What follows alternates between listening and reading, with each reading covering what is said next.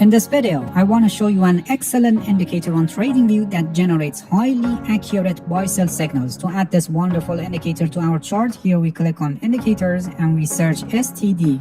We add this one, STD filtered and NPOL Gaussian filter, which is an editor specs indicator, and it's written by someone named LOXX. Alright, this is the indicator, and as you can see, we have a line and some buy and sell signals that are added to our chart. This indicator applies two filters to the price. One is Gaussian filter, which is actually from Ehler's Gaussian filter formulas. It was published by John Ehler in his book Rocket Science for Traders. This filter is used for smoothing and it performs better than exponential moving average, and it has lower lag. And after Gaussian filter, standard deviation filtering is also applied to filter out noises on the charts. By default, the standard deviation filtering is set at 1, and we can change it based on our trading strategy. For example, we can set it at 2 so that the signal noises will be reduced. By increasing the filter deviation, more signals are filtered and this line becomes smoother. Other settings related to Gaussian filter calculations and the moving averages used in this indicator are fine for now with this video, so we don't change anything here. But depending on the trading strategy and the way that we want to use this indicator in practice, we may need to change some of the settings so this indicator can match our trading strategy better. If you're curious about more details regarding the calculations behind this indicator, you can check the page of this indicator on TradingView. The author explained all the details and the code is also available there, so we can more investigate if you're familiar with coin code scripting. Alright, as you can see, we have a line here and it changes color between red and green, and we have also these L and S labels on the chart, which are actually long and short position signals. These buy and sell signals are based on the color changing of this line. When it changes from red to green, it's a long position signal, and when it changes from green to red, it's a short position signal. If you pay attention, you can see that this indicator is perfectly showing us turning points of the market,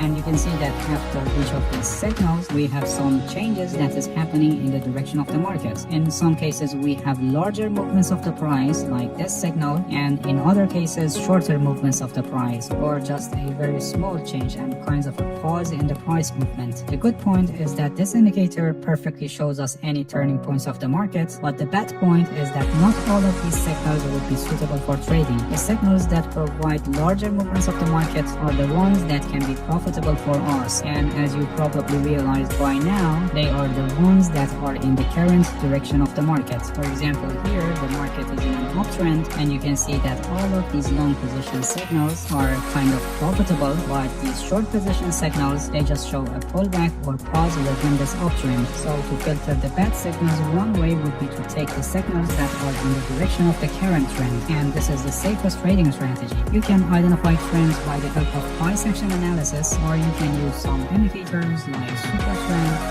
this one, which help us with the current direction of the market. The default settings shows us the short-term movement of the market, and we can change its settings. For example, we can increase it by 15 and factor 10.